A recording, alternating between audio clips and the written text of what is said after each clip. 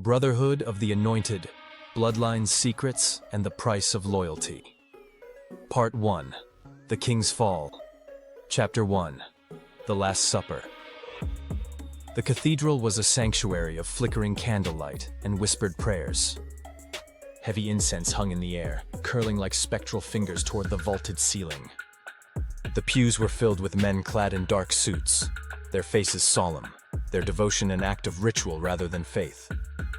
Don Salvatore Bellini stood at the altar, his presence as immovable as the marble statues of saints that surrounded him. His silver hair was neatly combed back, his weathered face unreadable. He was a relic of a dying age, the last great patriarch of the Brotherhood of the Anointed. A priest in crimson robes lifted the chalice. "Hoc est enim corpus meum," he intoned, his voice steady. Don Salvatore extended his hands toward the Eucharist. Then, a sharp crack. The stained glass window behind him shattered. The sacred hush of the cathedral ruptured into chaos. The bullet struck the Don's chest with brutal finality, a red flower blooming against his pristine white shirt. He staggered, his fingers trembling as he clutched at the wound. The silver chalice slipped from his grasp, crashing to the floor. Wine spilled across the altar, dark and pooling like blood.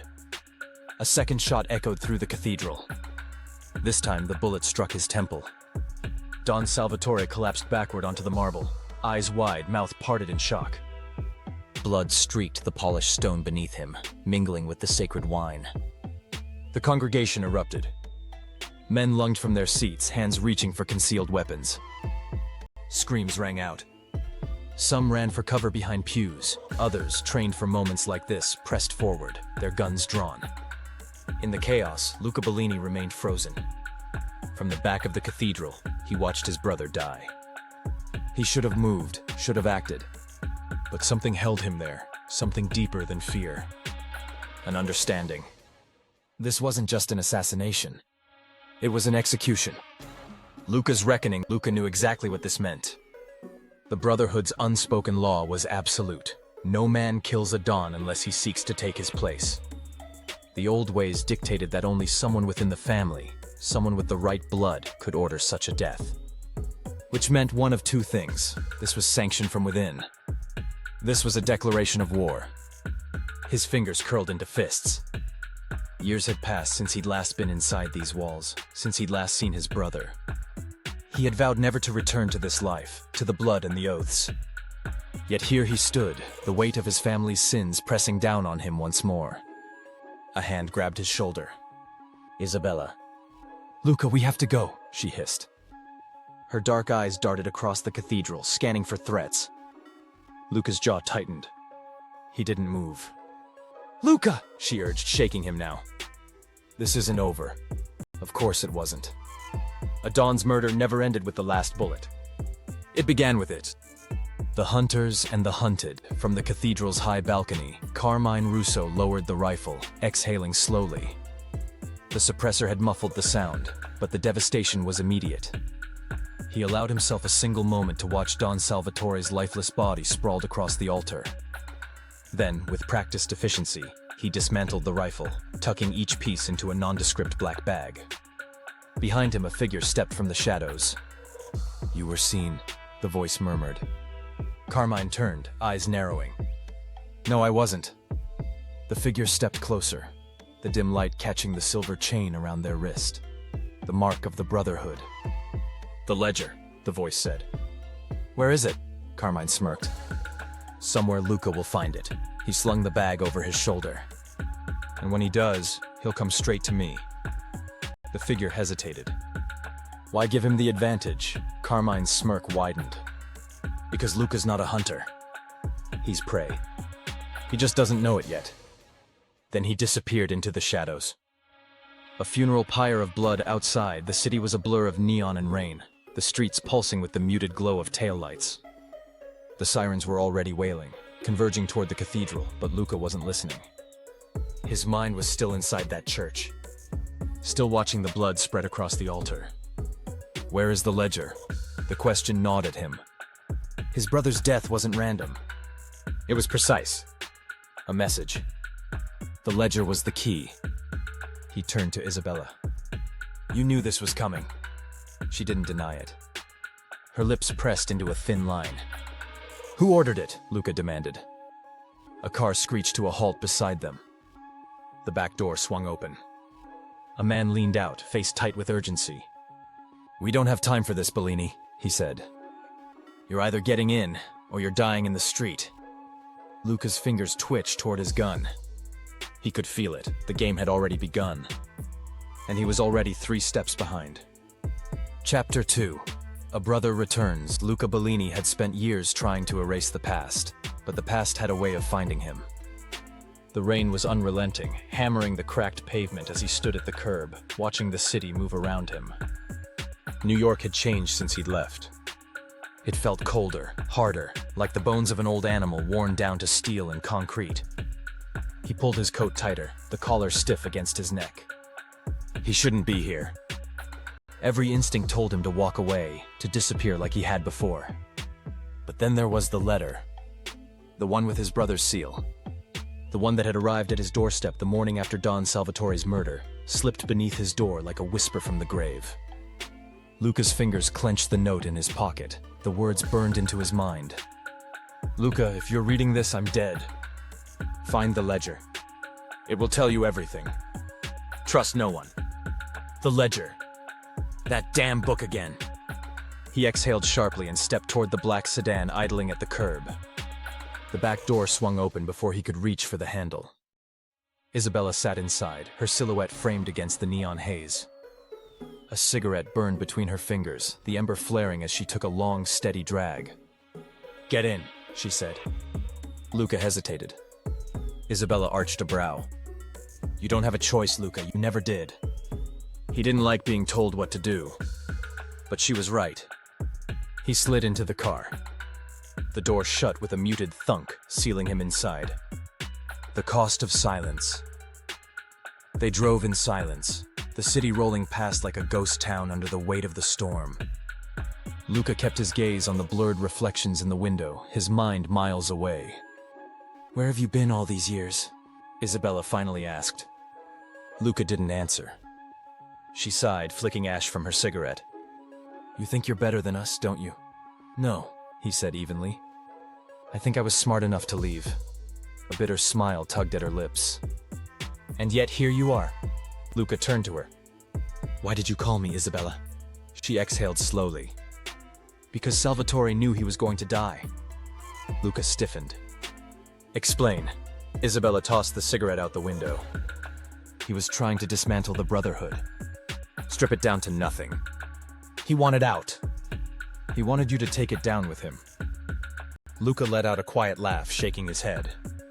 "That's insane. Salvatore was the Brotherhood. He would never betray it." "He would," she said, her voice like steel.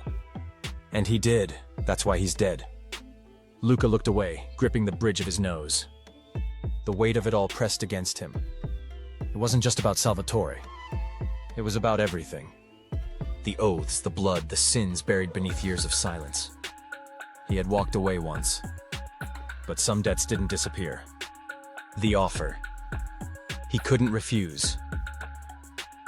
The car pulled into an underground garage beneath a nondescript building in Brooklyn. The moment they parked, 2 men in tailored suits opened the doors. They didn't ask. They simply expected.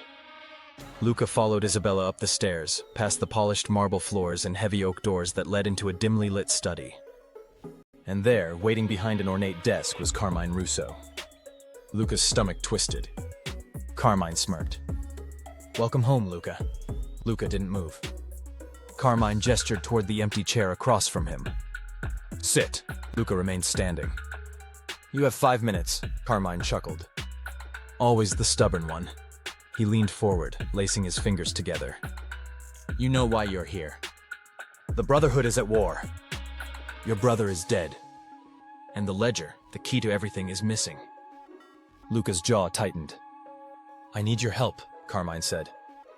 Luca scoffed. "You need my help. You killed Salvatore." Carmine's smile didn't falter. "That's an accusation." "It's the truth." Carmine shrugged.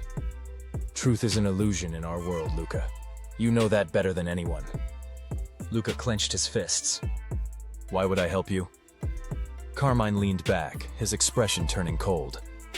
Because if you don't, you'll die just like Salvatore. Silence filled the room. Luca didn't flinch. He had been threatened before. Beaten. Broken. He had faced men far worse than Carmine Russo. But then Carmine dropped his final card. You walk away now, Luca, he said, and your mother dies. Luca's blood ran cold. Carmine smiled, sensing victory. You didn't know, did you? She's in Sicily. Salvatore sent her away months ago. He was protecting her. Because he knew what was coming. Luca's heart pounded. His mother. The one person in this world he still cared about. Carmine leaned closer. Help me find the ledger. Help me take the Brotherhood into the future. And I'll make sure she stays safe. Luca didn't speak. Couldn't. Because he knew the truth. He was trapped. The fall of Luca Bellini. An hour later, Luca stood alone on a rooftop overlooking the city. The rain had stopped, but the streets were still slick. The neon lights reflected in puddles like broken glass. He took a deep breath, the cold air burning in his lungs. His brother was dead. His family was in danger. And the Brotherhood, the thing he had spent years running from, had dragged him back. There was no escaping it now. Luca Bellini was home. And this time he wasn't leaving. Chapter 3. The Funeral.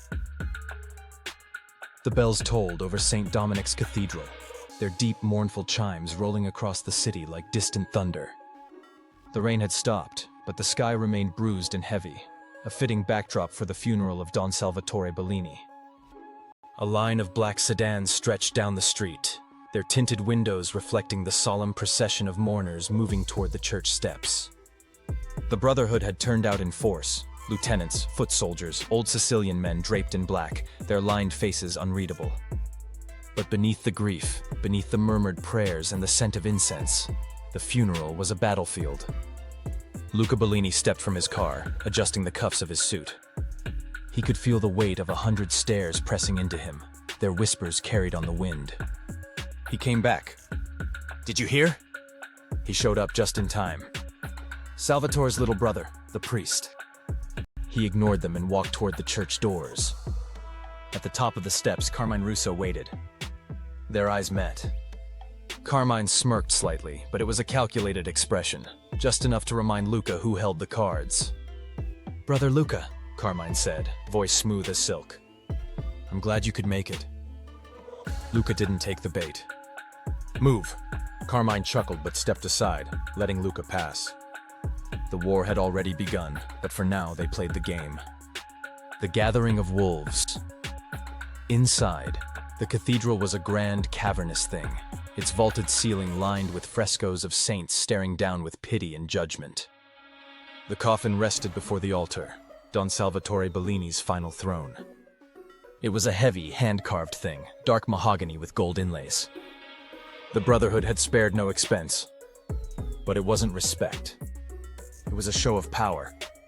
Luca moved through the sea of mourners, every face a mask. Allies. Enemies. Traitors. Some clasped his hand in greeting, their fingers cold and dry.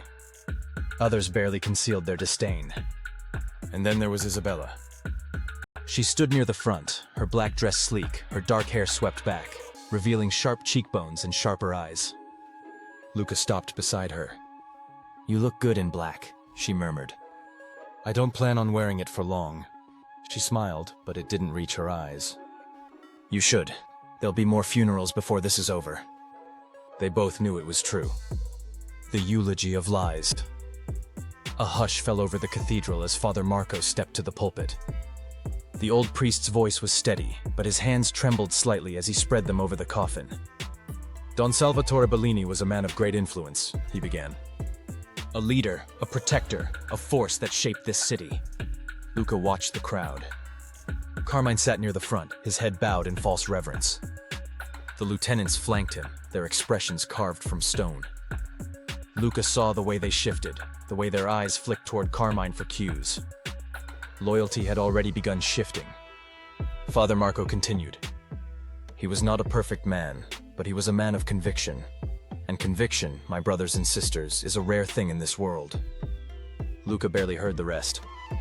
His attention was locked on Carmine, and on the empty space where Salvatore's right-hand man should have been. Enzo Viscari.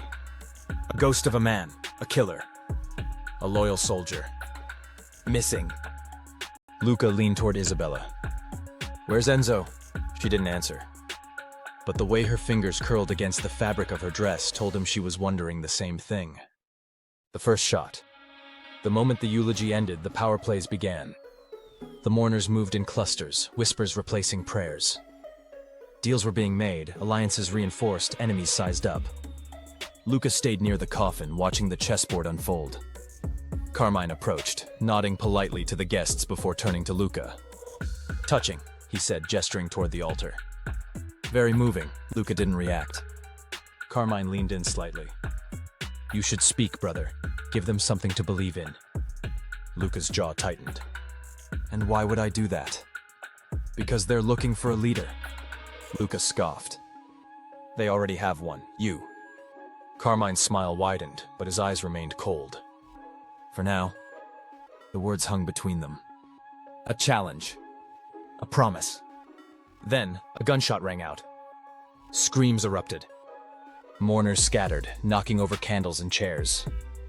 Luca turned, instincts taking over. Blood spread across the altar steps. Father Marco lay crumpled on the floor, a single bullet in his chest. Luca's stomach twisted. He barely had time to react before a second shot split the air. The bullet slammed into Don Salvatore's coffin, shattering the polished wood. A message. A declaration. No one was safe. Luca's eyes darted through the chaos, scanning the rafters, the side exits. Where did the shot come from? Carmine was already moving, his men pulling him toward the doors. Luca grabbed Isabella's arm. "Get out!" She didn't argue. The Brotherhood was officially at war. And the funeral had been the first battleground.